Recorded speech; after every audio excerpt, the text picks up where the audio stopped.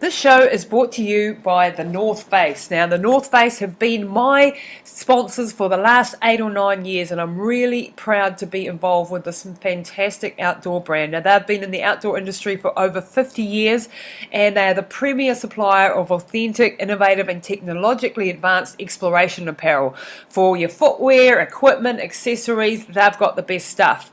Now, their lightweight and weather-resistant Flight Series running gear is my absolute favourite. So if you're into trail running, if you're into desert running, if you're into just exploring our mountains, then this is the go-to gear.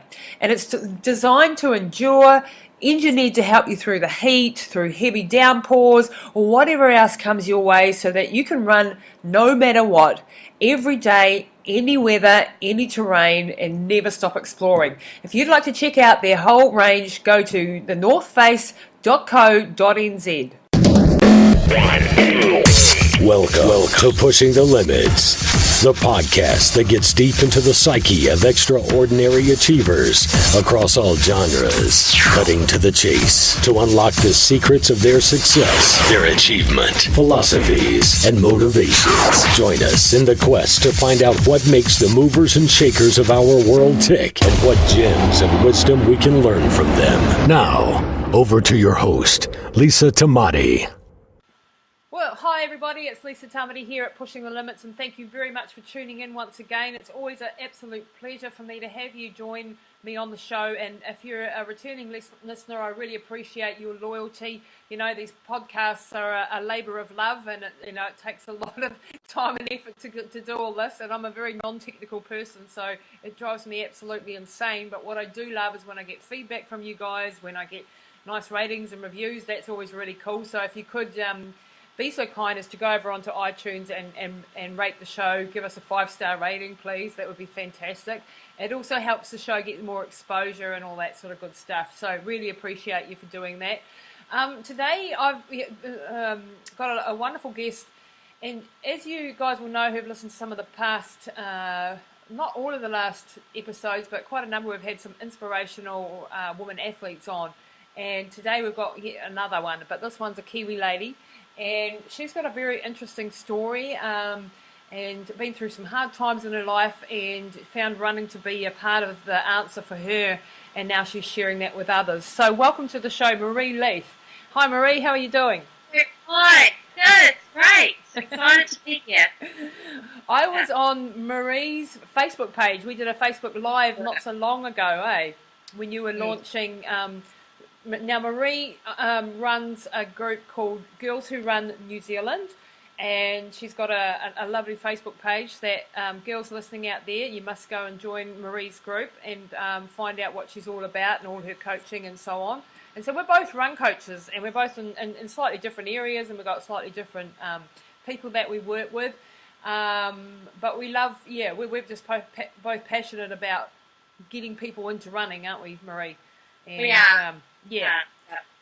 And I think that's the great thing is that, at the end of the day, we're both passionate about the same thing. No matter what we're coaching or how our different styles, we're just after the same goal. So that's pretty cool. Yeah. That's what I like. You know what I think about run coaching and stuff? There is enough room out there for so many different types of coaches for different types of people, For example, at Running Hot Coaching, we don't really work with the elite end of the field. We do maybe in the ultra sense, but not in the, say, marathon sense or whatever, because, that's a different type of coaching. And, I really, really enjoy working with people that aren't natural athletes, that have a little bit of a struggle, who maybe have some confidence issues and that sort of thing. And that's sort of, the area that we've specialised in. And I know that you really love working with women, and women who've got a similar journey perhaps to what you've been through, and you really relate to them in that way. And so I think it's really cool that we all have different areas that we can still teach and bring our experience to bear. But Maree, let's go back into your story a little bit. Now, firstly, where do you come from? Where did you grow up, and your background and your parents and things like that? Okay, so I was born in Christchurch in 1975. And I was with my birth mother for 2 years, and then I was adopted out when I was 2. And so my birth parents adopted me in Christchurch, and then we moved from there to Wellington to Auckland, to Wellington to Auckland, quite a bit of moving around with my father's job. And then basically settled in West Auckland. So I went to Custom Girls, and so I'm a Westie at heart. Grew up in West Auckland, not ashamed to say it. And it was really great. And then moved to the North Shore, when I started working and doing all that in Auckland. And then I met my husband and moved up to Whangaparoa.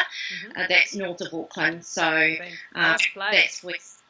We've been for a while. It's stunning, surrounded by beaches. We're on the coast, and just love living here. Yeah. I've heard some nice things. I've never actually gotten that to there, but I've heard lots of nice things about Whangaparoa. So you're living in a beautiful part of New Zealand rather than stuck out West Auckland. Yeah. The only thing is though, it's hilly everywhere. So when you go out for a run, you're always challenged with hills. Yeah, that's a good thing. That's a good thing. Yeah. No, that's what I tell my clients anyway. It doesn't feel like it at the time, but it's a good thing. So Maree, now how long have you been running for? How many years have you've been doing this? Been on your sort of running journey in your career? 6 years. 6 years. But you weren't on. You weren't born a natural runner. No, absolutely not. I was the girl who would, when it came to cross country at school, I'd hide in the bush and wait till they came round again and then finish. And it's funny how, you always think, well, I thought that running was just the worst thing you could ever do. I'm pretty south through. And then now I do it for a living. I make my thing off it, and I inspire other girls. And I'm doing run every day at the moment, so I'm always out there running. But it definitely hasn't been in my life until the last 6 years. So I guess, the later 30s, I got into running. Yep. So it's still quite new to me. 6 years is not really a long time. Not in the well, it isn't. It feels like a long time when you've been doing it, but there's a lot to learn. So it's funny, there's so many of the ladies that I've had on my podcast recently, and a lot of them are crazy ultramarathon runners and things. A lot of them hated running at school. A lot of them were absolutely not athletic. I had Heather Hawkins on just recently, who's written Adventurous Spirit, and she had cancer at 41, and then decided at 47, like she'd got through the cancer and then went, hello, life's short, I better do something, I better get fit. And at 47 started it, and now she's 52, I think she is. She's done all these crazy ultramarathon races, and that's all within, like 4 or 5 years, so it can completely turn your life around no matter what stage you're in. But Maree, let's go back to, because I know a little bit about your story and your background. You had some issues with fertility and having kids, and you've got kids now. But tell us that whole story and journey and why that's sort of relevant to who you are today. Yeah, absolutely. Part of my today and why I changed my life around towards running. So I guess in a nutshell, because there's so much involved. It was around 10 years ago now. I already had my son, Corey, and I had a daughter, Cheyenne. So they were great, healthy little kids. And my husband I was going to turn 30, and I thought, I really, really want to have a third child, and I really want to do this by the time I'm 30, perfect world, blind to things that can happen. Because my two kids were born healthy. There was nothing wrong. Everything went to plan. So we thought, okay, let's go and have our third child and be done. So I had that thought and dream in my head. So I got pregnant. I didn't have a problem getting pregnant. So that was, as soon as we decided that was it, we were off. And then I fell pregnant. And I unfortunately got to, with Holly, I got to 22 weeks gestation. Wow. And then went into labour. Wow. And of course I was unsure of what was going on. It kind of felt a little bit at labour pains, but because I hadn't been through it, I just thought, it's just, I can ring the midwife, she'll give me something and then we'll be fine. Anyway, it just progressed, and then I ended up in North Shore Hospital and gave birth to Holly, who was 22 weeks gestation. So, and I was so naive to what was happening to me. I thought that even at 22 weeks gestation, she would come out. And, you think of the movies where in the movies they rush the baby in and they ventilate it and then it's okay. Well, I sort of had that in my head, but the whole way through the midwives were not saying a lot to me. They were being very quiet. And in the end I said, well, when she comes out, where's the machinery that you're going to resuscitate her with? And the nurse said, well, she's too young. I don't think she'll live, and we probably won't try unless she's over 24 weeks gestation. Wow. So, the penny dropped for me and my husband, and I was still in quite a bit of shock. So I gave birth to her, and she did move, but we kind of knew in our heart that she was gone. So that was my first experience of child loss, baby loss, and because I was over 20 weeks gestation, I was put in the maternity ward or the birthing suite, with other women giving birth around me. Yes. Of course, made it very tough because you had other women in labour, and then you hear the screams of a live baby, and when you're there with your baby who passed away. So that was quite a shock for us. I'm a bit of a what? So I didn't. I need to fix things. When I'm broken, so it was back to the doctor pretty soon after. What can we do? They said, well, it was you've already got 2 live children. It's a freak thing. Go and get pregnant again. Yep. That's what we did, and I fell pregnant with Liam very shortly afterwards. I think I might have had 1 period, and then I was pregnant again. So, no specialist care. They thought everything was fine. Go ahead, pregnancy. I got to 19 and a half weeks gestation with Liam.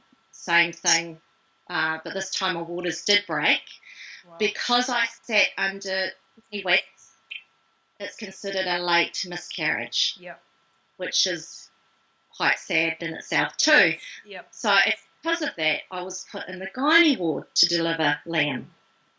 So 2 completely different experiences because of where they sat. Because of 3 weeks. Yeah. So with Liam, it wasn't embedded in the gynae ward because I didn't have a midwife there, and it just felt so impersonal and sterile and very harsh environment. Yeah, I've been there too. Yeah. Yeah, as you know. So I gave birth to Liam, and by that stage, of course, there was no chance. If he was 19, no chance. And then, so we got specialist care after that. We got taken in by North Shore Hospital, who saw our case, and so we got cared for through them with the next pregnancy. So I got a few things different. I got a stitch put in, just a cervical stitch, a basic one, and I was on some medication leading up to the next baby being born. And then we got pregnant, went through North Shore Hospital again, and I don't know if we're allowed to say hospitals, but Well, that's fine. And got to 24 weeks gestation with Katie. You're kidding me, man. So it was living really good after an IVF. I went into labour, and it was a little bit different this time because I was 24 weeks that they could actually do something. And that's what they did. So I gave birth to Katie, and she was alive, and they did everything they could. So she then moved to NICU in Auckland Hospital, and that's where I state. We nursed Katie through, quite a few ups and downs, as you can imagine, when they're born at that gestation. Yeah.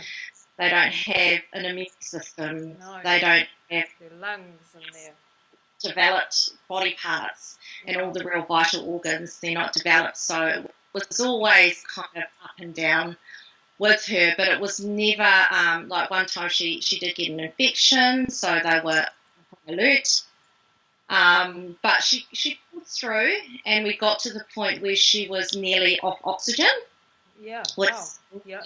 a big milestone, and we were extremely excited and nervous. So she was just about off oxygen, and I just got the call one day, and it was, Katie's not looking well. Her tummy's extended. You need to come in. So I arrived at the hospital because I had been released from hospital. I arrived at the hospital, and there was a team of doctors around her bedside, and I was ushered out. So it was heartbreaking. So what she had got was a disease called NEC. I can't remember what the full name of it is, but it's where the bowel starts to die. Oh. And so the doctors went in, did surgery, took out quite a decent chunk of her bowel, and said that she needs to recover from this. If she recovers, it will be okay. Yeah. And then 2 days later, her results weren't very good. So they said, hey, we need to go in again. She's not doing well. So we said, yes, go and do what you need to do. They went in. The doctors came out all 20 minutes later, and we knew that was a really bad sign. They hadn't even been in there for long, and they were coming out. Enough time to do it. Yeah. Yeah, pulled Stefan and me into the family room, which no one likes to go into at NICU, and said that most of the bowel would need to be taken out. You do have an option. You have the option that we take it all out, and she then has to be on eating through a tube. She'd be after, for a lot of her life, and she would have a shit life, basically. And as much as we yearned for that third child, we turned to our specialist and said, well, what do you think? And he just sort of said, well, I think you know the answer. So we, we just went in and looked at each other and thought, we need to stop it. So we did, and we made that decision to turn her life. Yeah, so hardest decision for parents to make is that sort of decision. And unimaginable pain, Maree. Unimaginable. Yeah, you have to live with it. And that was just that, that picture of having it all the life support turned off, and then she's brought and put in her arms, and then you're in the family room putting her while she's dying, and all these emotions going in the room. Your husband's dealing with it in a different way. We had our 2 live children that we wanted to be a part of the whole process, so they were in there. And then you've got your family, rest of your family outside, and it was just devastating. Yeah. So and the third baby, to lose the third in a row. Yes. Yeah. And because I went into and I worked with other families who were losing children or had lost children, you don't like to categorise your grief and your babies and what gestation they passed away at and all that. No. But for us, it was by far difficult for us with Katie because we had changed her nappies for Yeah. 6 weeks. We had nursed her. We'd had that opportunity to be parents in her life while she was living. Yep. So yeah, that was by far the worst. Yeah. It was pretty tough, and our living children had got to know her and hold her and everything. So then after that, we actually stopped and had quite a break. There were people that would say, woman, man, to just to keep going because you know. It was tough because we did have people that said a lot of things that they shouldn't have said. But now I look back, I know that those people did care about me, and they'd seen that I'd lost 3 children and that I was keen to keep going. So I can see that now. Yeah. There were still things that were wrong as well. I'm not saying that everything, daisies. It's a very personal situation, isn't it? It's only up to you. It's really a real personal, and nobody really should say anything. You have to make your own decisions. Your emotions are so heightened at that point that people could say, look at you the wrong way, and you will take it as an insult. Yes. So we took the time, we had to take the time to actually really grieve the whole 3 children, the whole 3 experiences. It was so individual, but we didn't give it a chance really to grieve each one of those children. So unfortunately, we did it all, and we're still kind of doing it, Yeah. So and then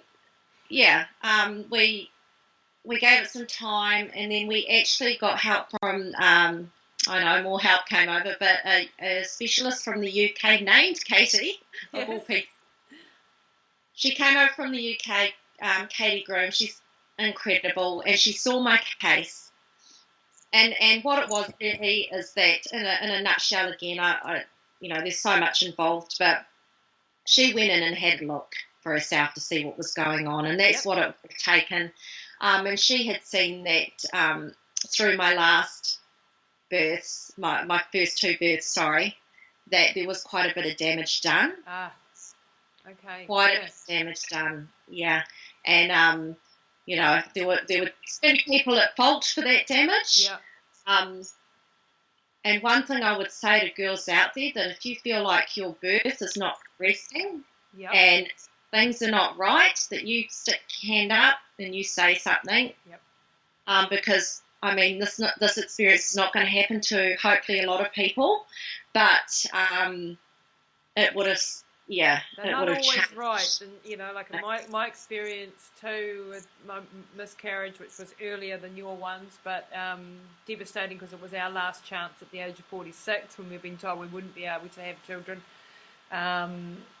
There was a lot that was left, a lot to be desired in that process, and with the other situations that I've faced in the last few years with my mum and with myself on another ladies' problem journey, should I say, have also had some major issues, systemic issues, in the whole care side of things, where I'd say, just be super vigilant yourself. Do your own research. Find your own ways. Keep asking. Get second opinions. Get third opinions. Be assertive in your own care and when you're looking after loved ones. Don't just sit back and take it. And I'll probably get criticised for saying that, but that's my experience, and that's obviously your different but similar experiences, that you really got to take the bull by the horns yourself and look into it, and don't just take the first answer as being the absolute correct. So Katie, what was her name? Holmes, is it? The actress. Yeah. Katie Groom. Sorry, Groom. Where did Holmes come from? Somewhere in my recesses of my mind. So she found some damage. Does that help you then, repair the problems and? It did. So it just meant, what it meant was that she also cleaned up a bit of the trauma. Yep. Inside of me, and then that was a whole operation herself. And then she actually put a stitch, abdominal stitch. So she actually opened my cesarean scar and went as high as she could and put that stitch in there. So not your normal cervical stitch. Wow. So it actually went up just sitting underneath my stomach. And so it was done pre-pregnancy. Mm-hmm. And then we, of course, had no problem getting pregnant. Wow. You're so lucky in that department. But I know. And then we were on, of course, 24/7 yeah. guard watch. Yeah, Like absolutely. a lot of visits to the hospital. I was told to lose weight. I didn't really lose weight. And, that's, I've been through so much. Yeah. And yes, I was very, very overweight. I was getting over 100 kg. Yep. But I just didn't lose weight. I didn't want to. I didn't make an effort. I just thought that I would do this, even though Katie was saying you do need to lose weight. I didn't. Yep.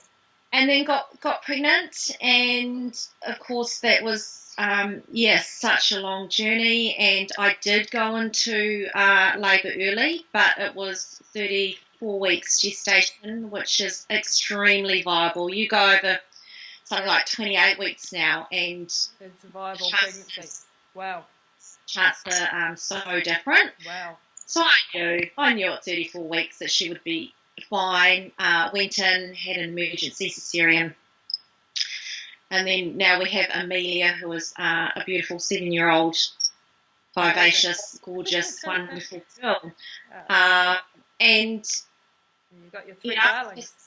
It's an incredible journey that in a lot of ways I wish I didn't have to go on. In a lot of ways I'm so thankful that I have. It's hard to look at it in such a positive light.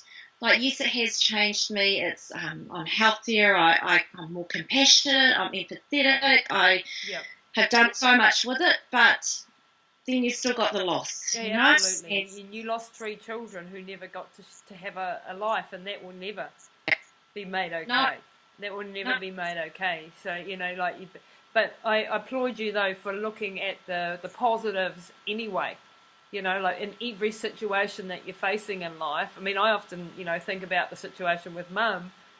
I know where we've gotten to now, and I know, she's done so marvellously well, but would I go back and not have to go through that again? Like, to be honest, I wish she'd never had to go through that. I wish I'd never had to go through that. I now know a whole lot more, and I can help a whole lot more people, but I still wouldn't wish that on my worst enemy. It's still a horrific journey. And so, but you take the good out of it regardless, because crikey, you paid for it. You might as well get some benefit or some wisdom or some development and change in yourself when you come out the other side, eh? That's just it, is that I worked for SANS. I worked with SANS, which is the stillborn and newborn death support group throughout New Zealand. So I took the Rodney group. I managed, or looked after, I shouldn't say managed, looked after the Rodney group. And, you can go one of two ways when you lose a child, and it doesn't matter what gestation. That's the thing, it could be a pregnancy, a phantom pregnancy, right up to an infant death. People deal with it in a different way, and especially with couples, depending, because you grieve so differently as a couple. Very rarely do you both grieve in the same way. So it was just trying to get through this with my husband and get through the other side. And also, I guess, and for me personally, is trying to work through my grief as well. I mean, you go through the suicidal thoughts, you go through the dark places. You definitely go through that when you lose a child. Well, I went through that. So I know that you can either go up or down, and I have seen it happen. So Yeah, And I was lucky in the fact that, well, I think I was lucky. I had two kids that needed me. Every time I would have a shit day and I would be down in the dumps, my husband would be at work, life was back to normal. All I wanted to do was crawl under the blanket and, whatever. Yeah. My kids came up and said, Mum, I need lunch. Mum, I need to go to school. What are you doing? So they'd snap me back out of it and I'd have to be a mum. Yeah, and that was a good thing.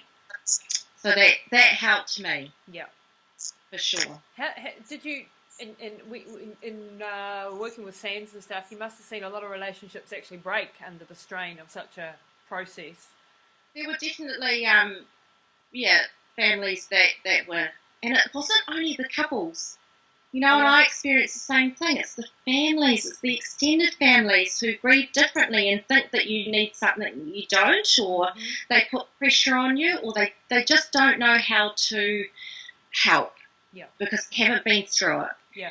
And so you see all that. And so I would come in and I would say, I see what you're saying. In my experience, now that I've been through it, they were just trying to fill the spot. They were just looking out for you. So, it might be that case. It might be happening for you and you're not seeing that at the moment, but just keep it in mind for later on. It's the Sands work is just incredible work because you just have to take your own self out of your personal side out of it, your personal thoughts and advice, and try and just guide them in a real gentle way that is giving your experience rather than saying, hey, you must do this and that. And, you've got couples that are close to, going separate ways, but you just, have to be really careful with the information you put out because you don't want to be responsible for... No, it's a hell of a journey, and, it must put massive pressure on couples. But let's so from this experience, you decided somewhere along the way to get yourself healthy and to pull yourself out of this, and this is where running becomes a big part of your journey. Is that correct? Yes. So I had Amelia, and I would have been at my biggest. So I was still nearly 100 kg, and for 5 foot nothing, that's really not good. No.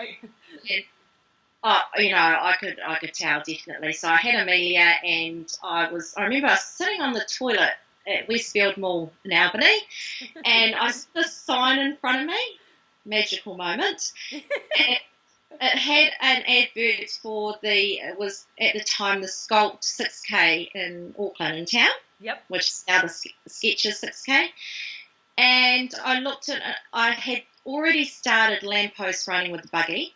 Wow. And really struggling, but I saw that in front of me. It was in 6 months' time, and I thought, that's it. There's my aha moment. And what led to running was really the doctor who delivered Amelia cut through the layers of fat that I had. Afterwards, not really having a bedside manner or knowing what I'd been through, he said to me, "You've got way too much fat there. You need to do something about it, or you'll die," sort of thing.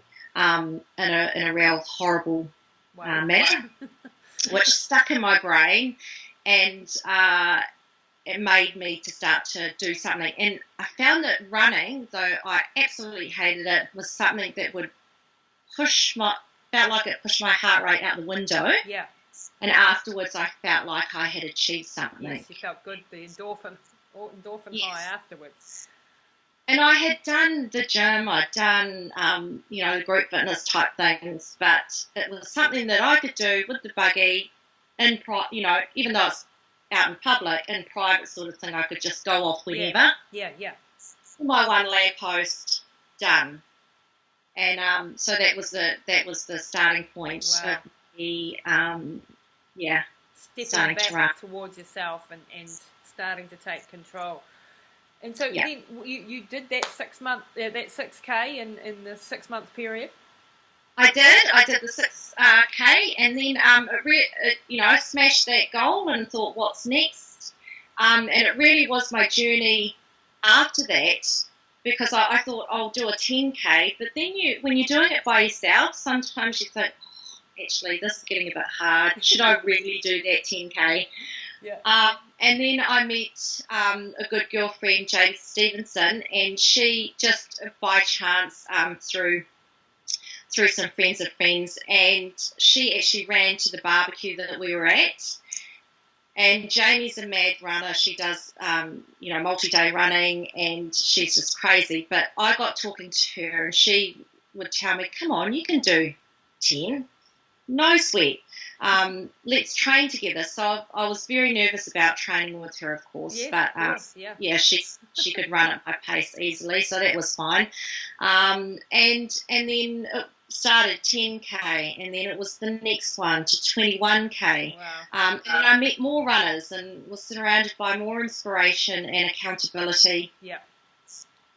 Marathons, and then my first 60K last year. Awesome.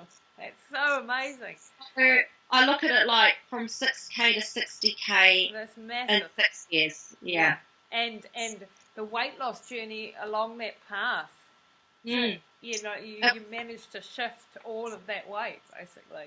Yeah, so I ended up losing close to now probably 38 kgs. Amazing. And believe me, and I tell all my clients, it took 2 years. Yeah. It really did. Yeah.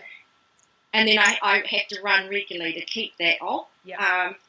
So it was a really long, slow process. And even when I was running at the first marathon was the Gold Coast Marathon, I was still overweight then. Yeah. Oh, yeah. It You know, doesn't fall off, doesn't does ju- it? Fall off. I had to start eating properly. Yeah. You know, so it's not only the running, it's Oh, no. everything else. No, it's most definitely not. And, a lot of people do have this misconception that if they go for a half an hour run, well then, I can eat pizza and drink beer and have half a chocolate cake. Unfortunately, the amount of calories that you burn when you're running, whilst very good at helping you maintain, you'll never be able to outrun a bad diet.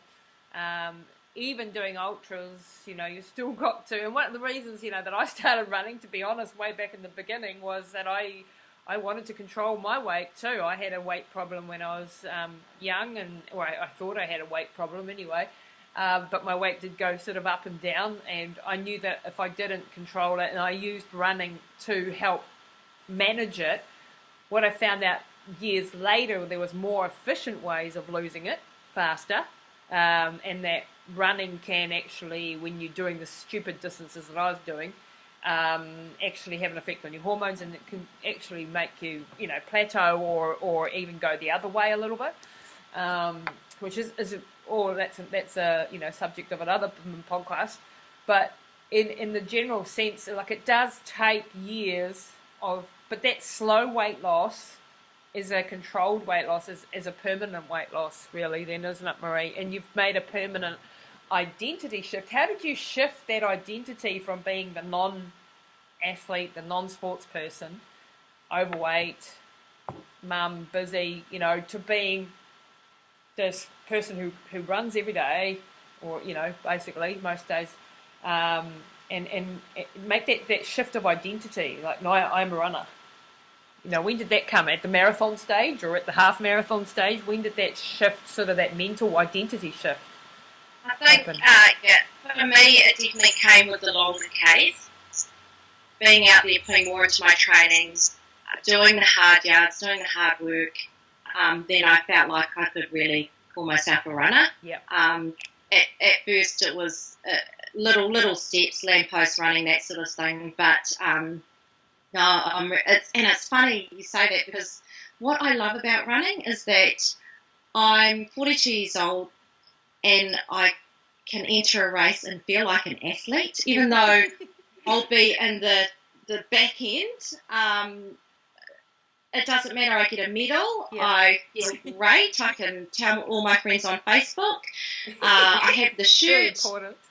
How cool is that? The girl who used to run and hide in the bush for cross country, at over 40 now, I can feel like I'm an athlete. You're at your absolute best at the age of 42, and I've seen lots of other girls and guys as well who've started even later, like in their late 40s and things, who've gone on to have their best performances in their 50s or 60s, and they're still running in their 70s and 80s, you know. And you're still an athlete, and you still think like an athlete, you still act like an athlete, and it's not about, obviously you and I are never going to win the New York Marathon, but we don't give a shit, you know. That's not what it's about. It's about being the best that I can be for me at this stage and reaching my own potential, and that's for me, you know, like when I'm working with someone, it's reaching that person's potential wherever they are, and not, you know, like we're not all gifted genetically, but we can all work within the bounds of our genetically, you know, how we're built and how we're made, and become the best that we can be. And that wasn't necessarily your 20-year-old self, which it is in a lot of other sports. You know, if you haven't made it by 20, you're sort of your history, you know. So I came from gymnastics as a young girl, and you want to have some body issues, go and teach a kid gymnastics. If you want them to have all sorts of screwed up things. And, you know, but for me, it was all over sort of, you know, like 15, 16, you know. And so to have a sport where you can still be an athlete at 50 and 60, you know, it doesn't really matter. It's pretty cool, eh? I can't wait. And just like you said, you interviewed another woman before, and she's over 50. Yeah, so this one, Heather Hawkins, she just came back from the Marathon des Sables literally 2 weeks ago, I think now, and she's 52 now. She had cancer and then that shock, and then she decided, I'm going to get into running at the age of 47, and started, you know, she did her first 4K Mother's Day run, and then ended up doing like 7 marathons on 7 continents in 7 days, and Marathon des Sables, and trekking through the Himalayas, 1,700 kilometres, and a whole lot of crazy stuff, all within 5 years. Insane, you know, like that's what lies ahead of you too, Maree, you know, like there's no limit. You've done, you know, and maybe not to that level, but maybe. You know, as long as I'm still, you know, entering events and inspiring other women to give it a go as well, and, you know, using other women to inspire me like yourself, and just that's all it's about, is, you know, fulfilling my own little dream. And now you're making it, so now you're making a little business out of this. This is your new business that you've launched just months ago, and you're taking a group of ladies through this journey, basically what you've been on. So a lot of the girls have had similar, or not necessarily, you know, the baby journey, but they've had similar weight problems, and they feel encouraged and supported and looked after in your running group. Yeah, I mean, I think that we've all got our own story, and a lot of the times we can connect on things. For instance, you and I, that's how we connected on that level, and it was amazing. It's awesome, because you see these women who lead these great lives, and you think, wow, they have everything. It must be so cool to be them.